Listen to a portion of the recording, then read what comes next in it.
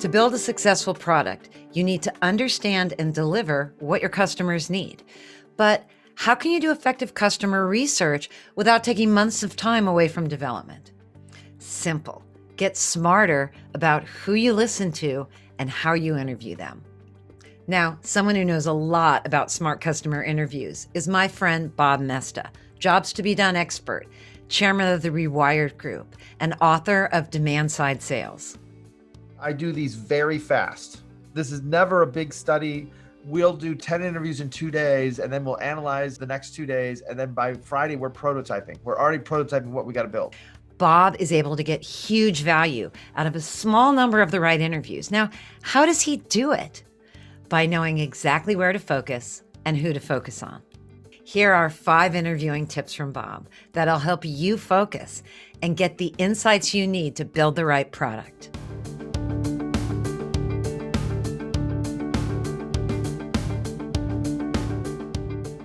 Tip 1, focus on the problem, not the solution. When you first talk to customers, don't pitch your product, whatever you do.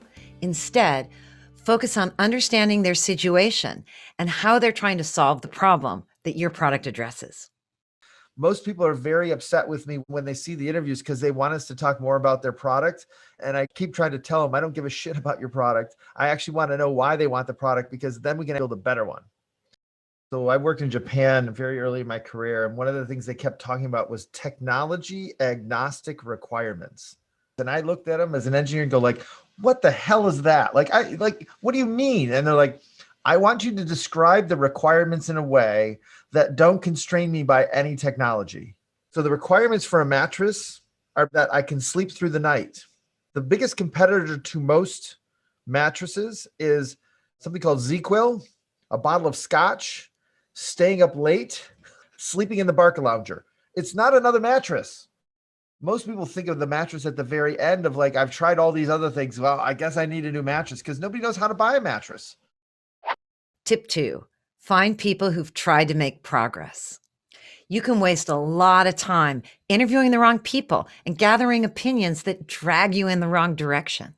Instead, narrowly focus on just the people who are already taking action, who are exhibiting what we call solution-seeking behavior. These come from doing interviews, but they come from doing interviews of people who have tried to make progress. People who have literally, they struggled with something and they've already bought something or done something. I never talk to people who want to do something because they lie.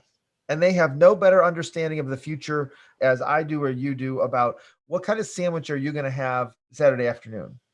You can guess all you want, and I can get enough people to guess the same thing, but that doesn't actually cause it to happen.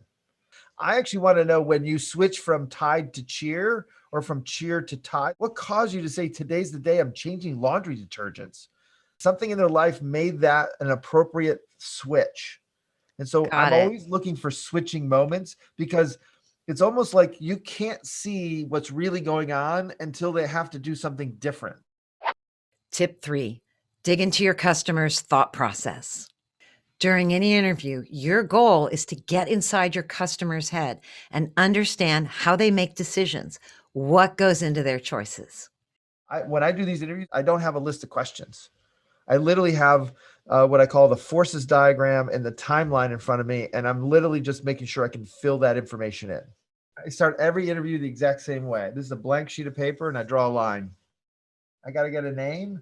And at some point in time, they did something. You bought this app, or you went to a math event. You signed up for a math tutoring, whatever it is. Like, all right, tell me what you did here. And then say, all right, now I want to go back to here and say, like, tell me how you got there. And usually they'll say, oh, that was probably a week before. And then you'll ask some more questions. They'll say, well, I really had the problem 3 months ago. And then you'll go like, oh, I've had the problem for, 6 or 8 months. And so you got to make sure you go as far back as they can remember. And then you want to start to question their answers and unpack their answers. When did this start? When did you have the first thought? What happened next? What happened next? What happened next? And then I ask them about how they did. For every interview I do, I have an hour interview and I have an hour debrief. It takes me an hour to codify all the data. And I codify the data in a way that gets me to What are the pushes? What are the pulls? What are the anxieties? What are the habits? What's the timeline? What are the trade-offs? What are the hire criteria? What are the fire criteria? All that should be able to come out in your conversation. I don't have a list of questions because my next question is dependent upon their last answer. When I build a questionnaire or I build a set of questions to follow, I end up missing because I feel like I'm running out of time and I don't actually get to the right depth. And it's better to have the depth than have the breadth. Tip 4, pay attention to the language your customer uses. Here's a few tricks to get people to open up fast by listening carefully to what they say and how they say it. There are people who have basically said, you'll never get anything from these people to tell you about that ever. And to be honest, I was the wrong gender. I was the wrong race. I was all the wrong things. And like, they're never going to tell you this. And they told me way more than they told anybody else.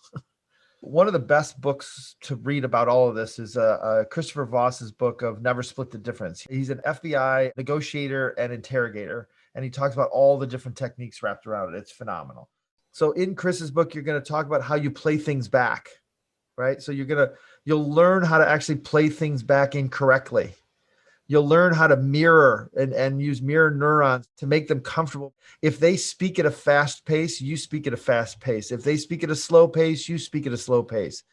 And you're not trying to do this for manipulation reasons. You're trying to do this to make sure that you can help them articulate what it is.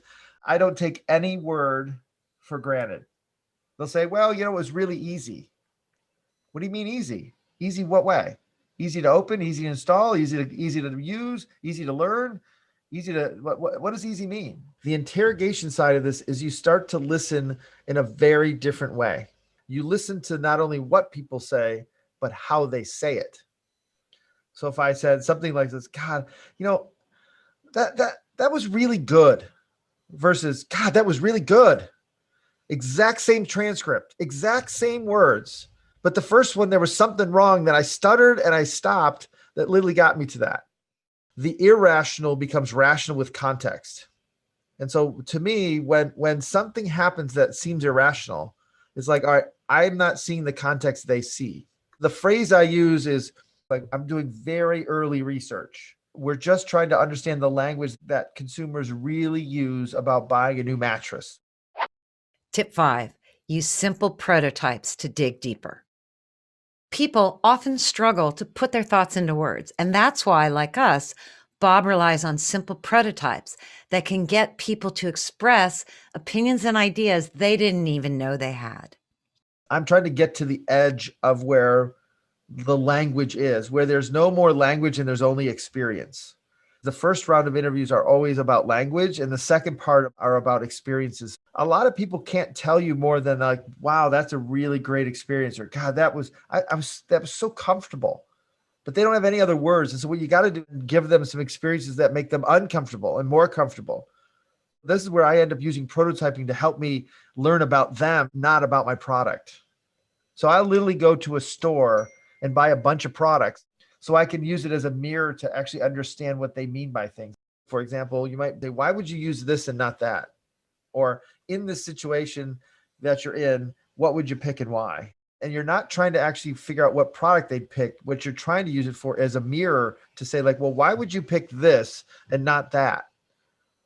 Right? It's like, oh, well, I would pick this because look, I didn't get enough rest last night. I basically have burned the oil at both sides. I need a little bit of caffeine, but I don't want to actually have gas because at some point, like I could have gotten a Coke, right? And you start to realize like the trade-offs I'm willing to make are a reflection of the context I'm in and the outcome I want. And I want to give them things that I know they're going to say no to. It's way easier for people to say no than yes. Most people are saying like, I'm giving you A and B, which are usually two of better options.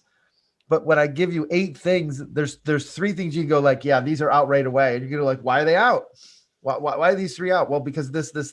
And so then again, you'll see that most people eliminate to an answer. They don't actually pick one. My underlying mantra from my 4 mentors is context creates value, but contrast creates meaning. That's like what I do every single day of my life. I believe that the product only adds half the value that context does. The right product in the wrong situation, no value. And a bad product in the right situation is better than nothing. So context is actually way more important than the product.